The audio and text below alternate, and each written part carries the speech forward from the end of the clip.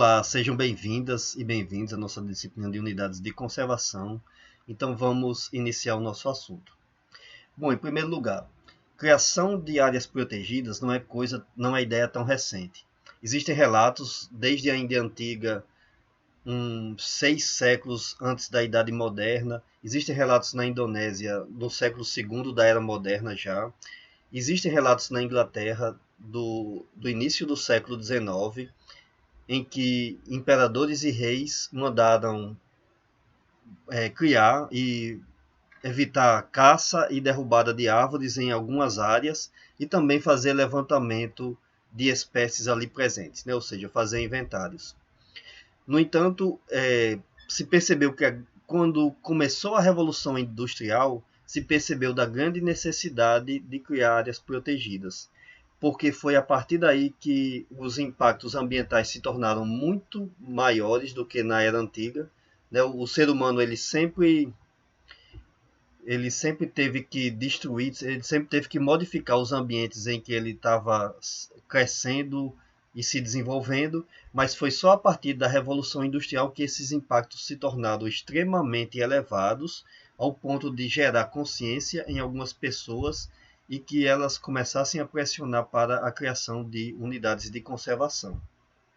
Mas mesmo assim, as primeiras unidades de conservação, elas tiveram como finalidade, principalmente, áreas que tivessem alguma beleza natural.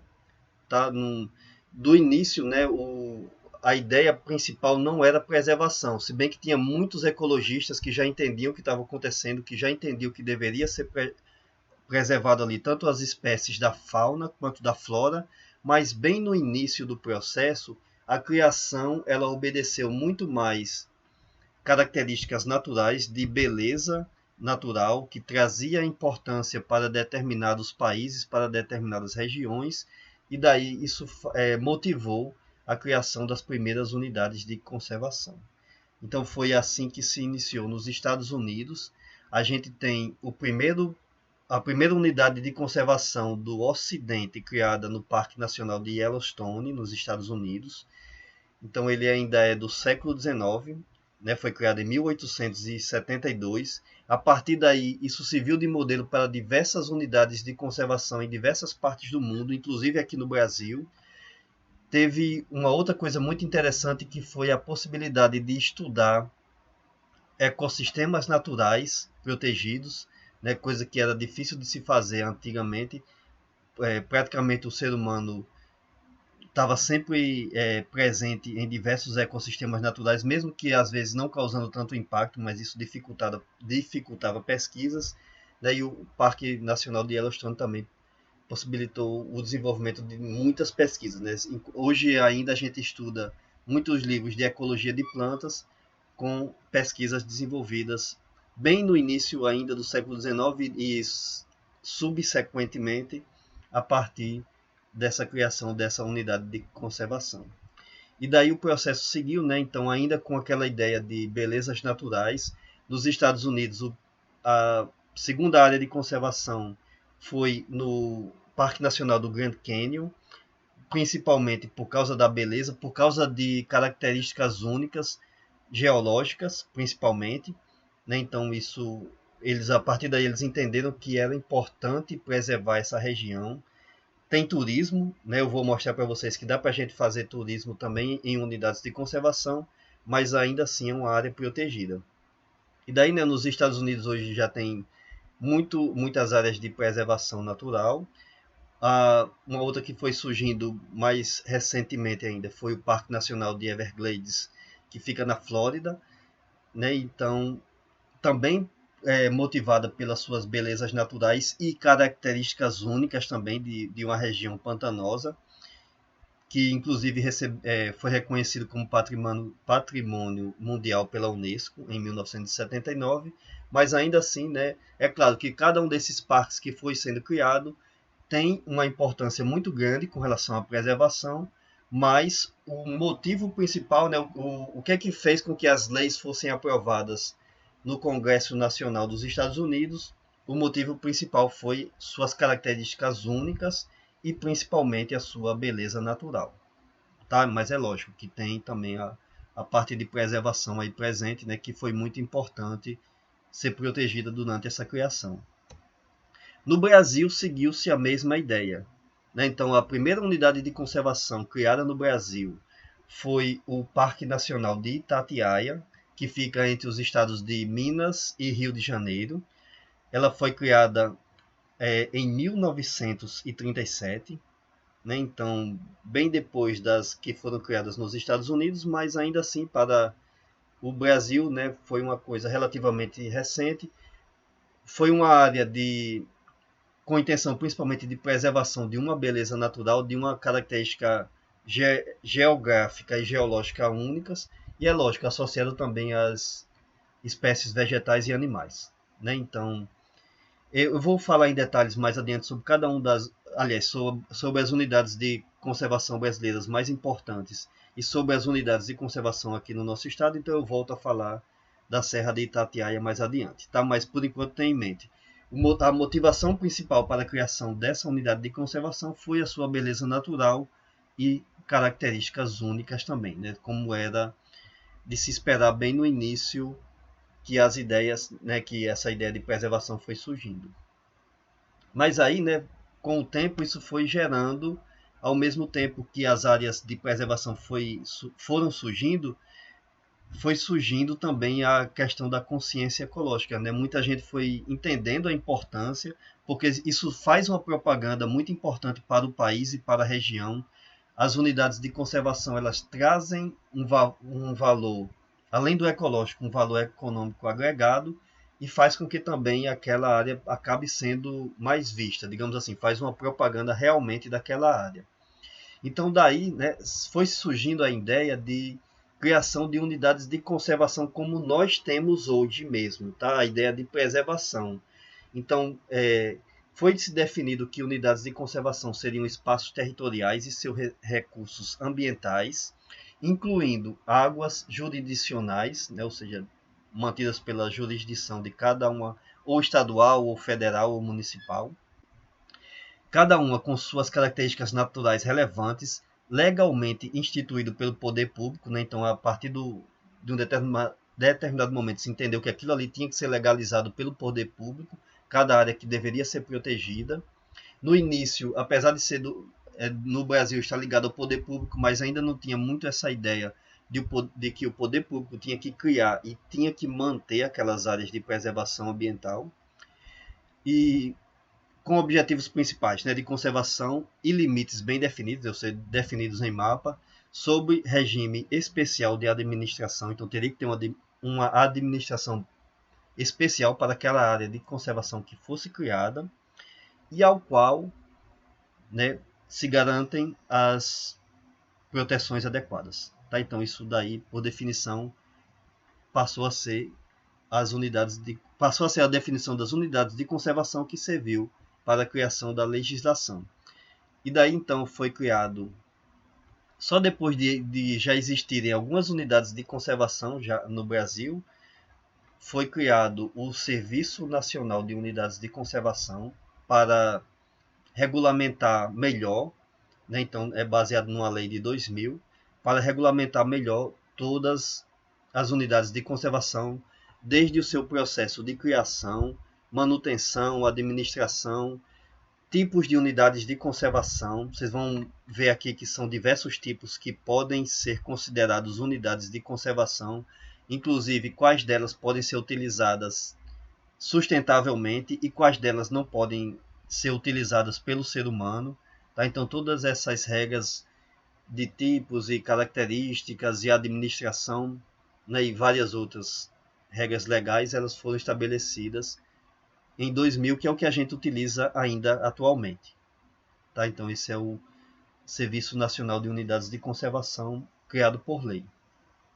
Baseado também na Política Nacional de Meio Ambiente, que é de uma lei, aliás, que foi colocada como uma lei em 1981, em que no seu artigo 9º se diz: a criação de espaços territoriais especialmente protegidos pelo poder público federal, estadual e municipal, tais como áreas de proteção ambiental, de relevante interesse ecológico e reservas extrativistas. Então, na lei de 1981 já foi se ampliando o leque de áreas que poderiam ser colocadas como unidades de conservação. Tá, é claro que já tinha essa ideia antes, né, mas ela foi colocada como lei em 1981 para que a gente entendesse que unidades de conservação elas podem tanto ser áreas com interesse ecológico relevante, como também como reservas extrativistas, né? É claro que desde que de uso sustentável, então daí se necessitava de uma legislação específica. Isso tudo, né, vocês observam que foi sendo criado com o tempo aqui no Brasil. Então, o Serviço Nacional de Unidades de Conservação, ele tem dois grupos gerais de unidades de conservação, que vai ser, no grupo 1, as unidades de proteção integral, são aquelas que simplesmente não dá para fazer exploração sustentável, não dá para fazer extrativismo de forma alguma, elas têm que ser preservadas completamente, e principalmente quando se tem muitas espécies ameaçadas de extinção, então isso justifica a criação das unidades de proteção integral.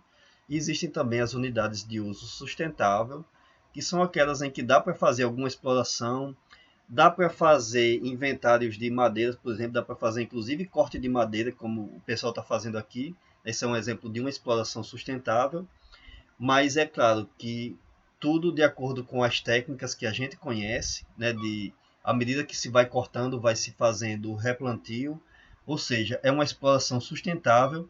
E eu vou mostrar mais adiante nessa disciplina aqui que as unidades de uso sustentável, muitas vezes elas podem preservar melhor as espécies da flora e da fauna do que se a gente deixa naturalmente essas espécies ocorrerem em seus ambientes naturais, ou seja, em uma unidade de proteção integral, né? Uma das ideias, mas que eu vou explorar mais adiante, é que, por exemplo, árvores quando caem naturalmente, quando envelhecem, quando chegam no final da sua idade de crescimento, elas podem causar danos em outras árvores. E a partir da derrubada de árvores de forma controlada e de forma planejada, a gente pode evitar danos em espécies menores também. Tá? Então isso algumas vezes traz vantagens também na conservação. Tá? Mas é um assunto para a gente discutir mais adiante. Bom, e aqui então tem o próprio grupo das unidades de proteção integral, ele se divide em 5 grupos. E aí a gente vai ver aqui cada um desses tipos, tá?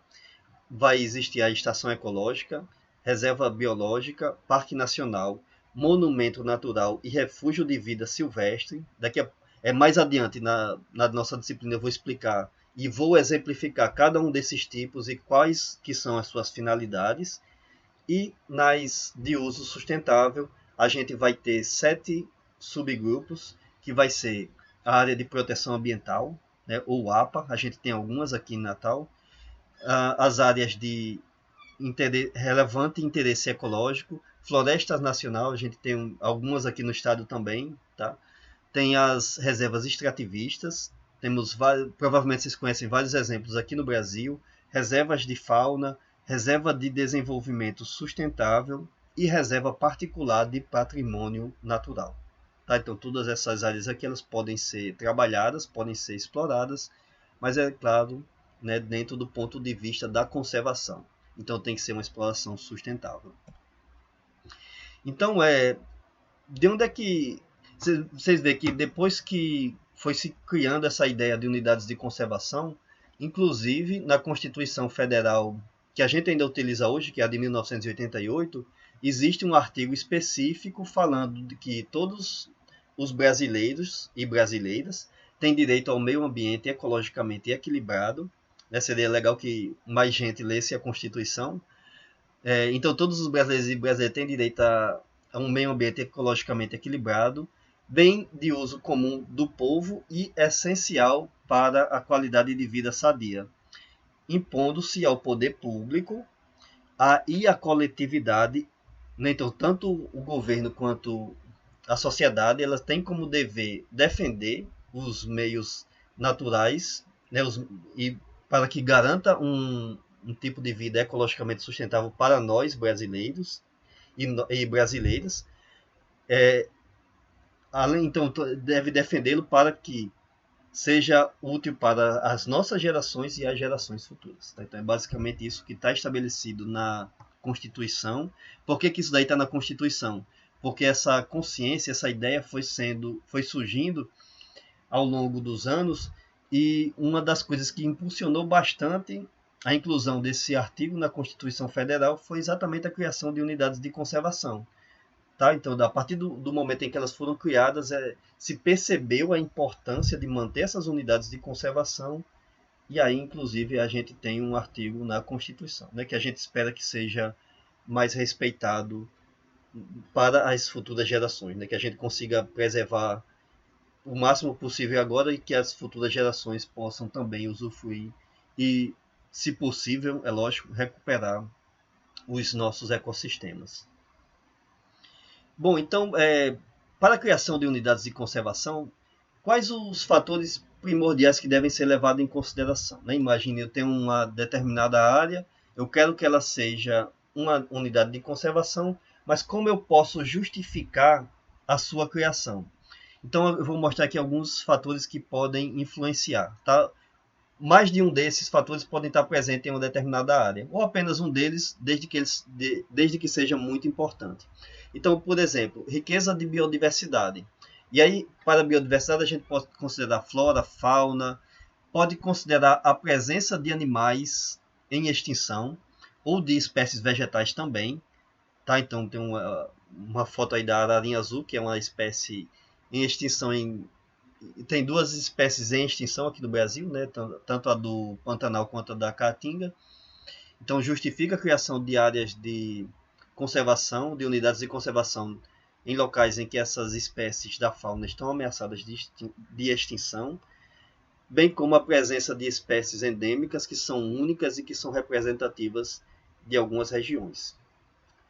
Um outro fator que deve ser levado em consideração é a variedade dentro de ecossistemas naturais. Tá? Então, a gente que conhece algumas regiões de ecossistemas naturais, a gente sabe que dentro de cada bioma tem suas particularidades, né? Vão ter seus locais ali presentes que vai ter uma fauna e uma flora única, vão ter características geológicas específicas, né? E por aí vai. Então, muitas vezes essas variedades dentro de cada um desses ecossistemas, eles são tão importantes, eles são tão significativos, ou então eles trazem riquezas biológicas tão grandes que justifica, ou até riquezas geológicas também, tá? Que justifica a criação de uma unidade de conservação para que sejam protegidos. Uma outra coisa seria a presença de paisagens naturais que sejam relevantes para uma determinada região ou para o país inteiro. Estou botando aí o exemplo dos lençóis maranhenses, conhecido em diversas regiões do Brasil, é conhecido no mundo todo, e é lógico que tem uma grande porção daquela área ali, tem a parte que pode ser visitada pelos turistas, mas também de forma controlada, e tem áreas ali dentro que são de proteção integral também. Tá? Por quê? Porque justifica proteger uma paisagem única que só existe naquela região e que, se for perdida, né, por algum motivo que seja, vai causar um prejuízo muito maior do que se a gente conseguir preservar. Né? Às vezes a gente não tem essa ideia de que preservando é muito mais barato do que tentar recuperar uma paisagem muito importante para uma determinada região. Tá? Então, isso é uma das finalidades também da criação de unidades de conservação. Pode-se levar em consideração também aspectos geográficos e culturais de grande relevância. Então, cavernas únicas, com formações únicas dentro do Brasil, como a de Bonito, no Mato Grosso, locais com pinturas rupestres, como essa da Chapada do Apodi aqui no nosso estado, elas têm aspectos muito importantes, tanto geográficos quanto culturais, que justificam a sua criação, que justificam a criação de unidades de conservação, tá? E que são áreas de proteção, tá? Então, essas duas áreas aqui também são unidades de conservação. A gente vai ver detalhes delas mais adiante. isso pode ser levado em consideração. Uma outra coisa que a gente nem sempre tem muita ideia, mas que deve ser levada em consideração, são a necessidade de ordenamento de atividades humanas. A gente nem às vezes a gente demora a perceber os danos que o ser humano vai causando no meio ambiente e que pode prejudicar a sua própria vida aqui no planeta.